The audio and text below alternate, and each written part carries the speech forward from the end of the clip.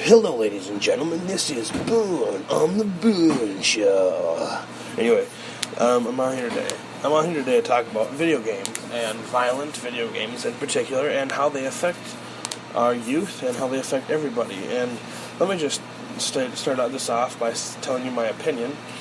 I don't think video games affect anybody at all. As a matter of fact, I think the effect on them is that you have a fucking great time fucking doing shit in games. That's what the effect is. Now I'm going to read an article. I haven't read it at all, so I don't know what it's about. I don't know what it says. I don't know if it's negative or positive towards video games, but I'm just going to read it, unbiased, and I'm going to comment on it. Okay. It says right here, it's from the National Public Radio Incorporated. It says, what research says about video games and violence in children. Alright. President Trump held a roundtable at the White House Thursday to discuss violent video games and how they relate to school shootings. NPR's Ari Sharpio speaks with Douglas Gentile, physiology professor at Ohio State University, about what research tells us about video games and violence in children. President Trump was held at a series of White House meetings on gun violence, and the focus of today's was video games. Lawmakers, parents, advocates, and people from video game companies were invited to talk with the president. The press was not allowed in. Trump had been focused on the subject for a while now. Here's what he said a couple weeks ago. He said this: "I'm hearing more and more people say the level of violence in video games is really shaping young people's thoughts." Sharpio, the central question at the heart of the White House meeting is, does playing violent video games turn people into real-life shooters? Douglas Gentile has researched this issue. He's a psychology professor at Ohio State. Okay, I guess this is like dialogue here. Douglas Gentile, my pleasure. Sharpio, if I could just begin with the conclusion of your research, if every violent video game disappeared tomorrow, would there be any less shootings? Gentile, we don't know the answer to that, but that's because aggression is actually very complicated. It's multi-casual. No one single thing causes it.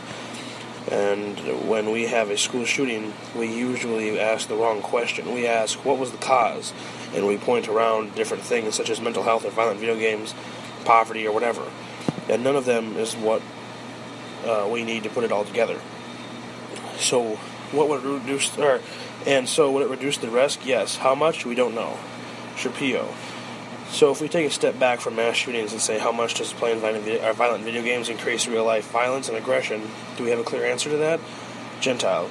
We have a clear answer. So when we're talking about aggression, aggression is any behavior that could be verbal behavior, physical behavior, or relational behavior that is intended to harm someone else. So if you give someone the cold shoulder, that is aggressive, but that's different from violence. There's a type of physical and extreme such that if are successful, it would cause severe bodily damage or death.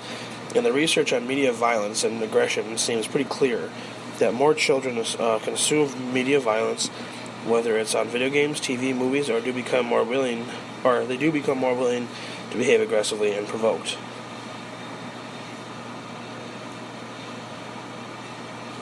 This goes on for a while. Some people have offered a theory that video games can be expressing violent impulses in virtual worlds help people not express those in the real world. Has that been disproven? That has been disproven, they say. So how do you memorize a phone number? You repeat it. Does seeing it one more time take it out of your brain? Each time you see it burns it a little deeper, so in fact there's no possible way. I'm done reading the article. Okay. It's a long one.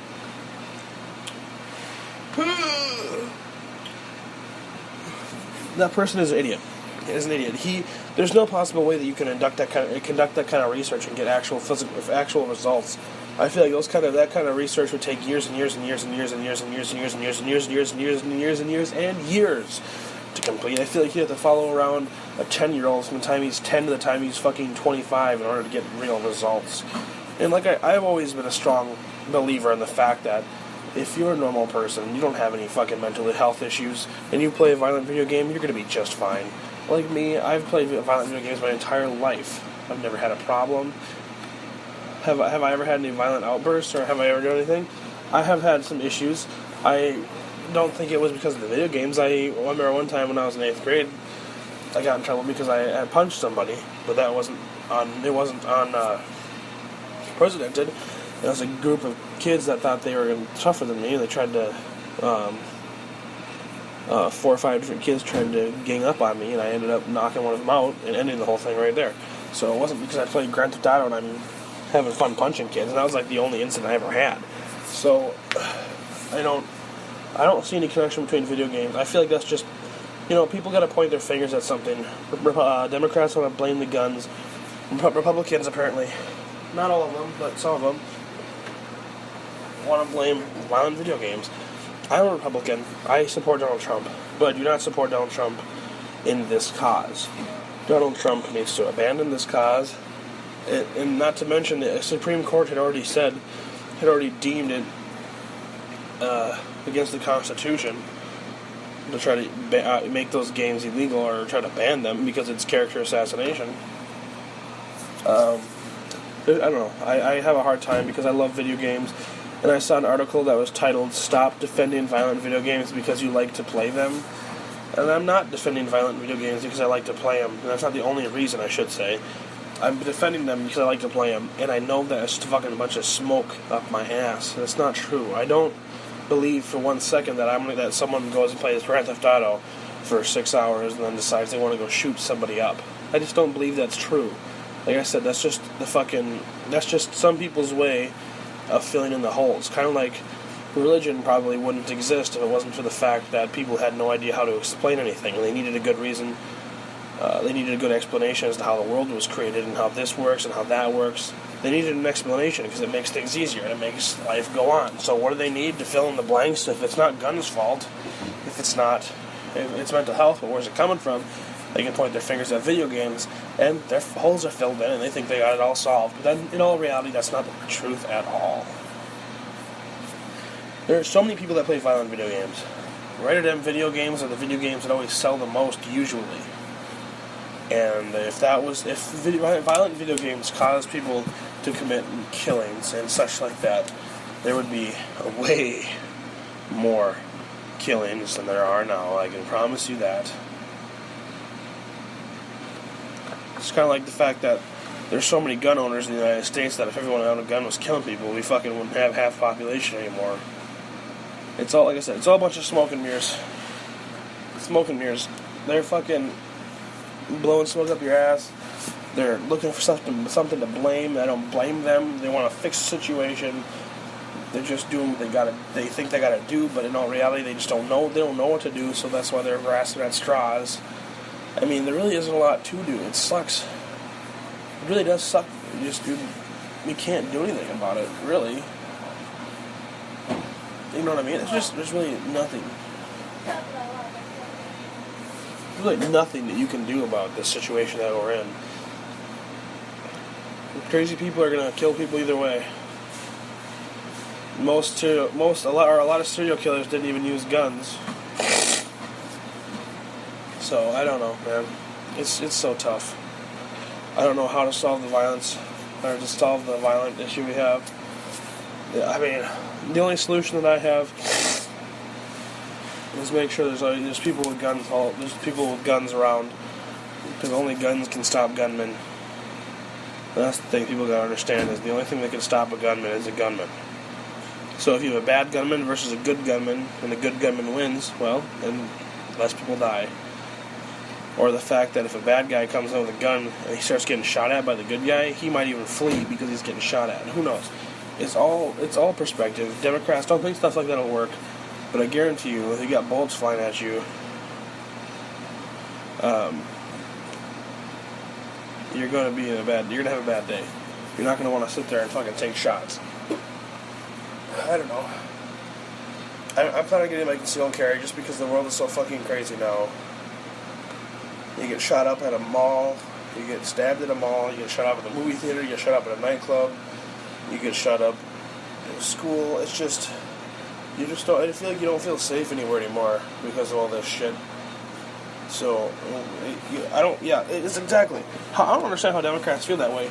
we don't feel safe going anywhere anymore because so many shootings are happening. So let's make guns illegal so there's no good guys with guns anymore. That makes a lot of sense. Let's do that. Whatever.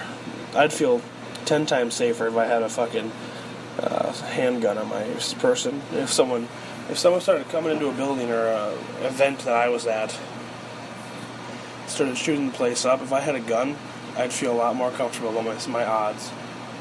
So, yeah.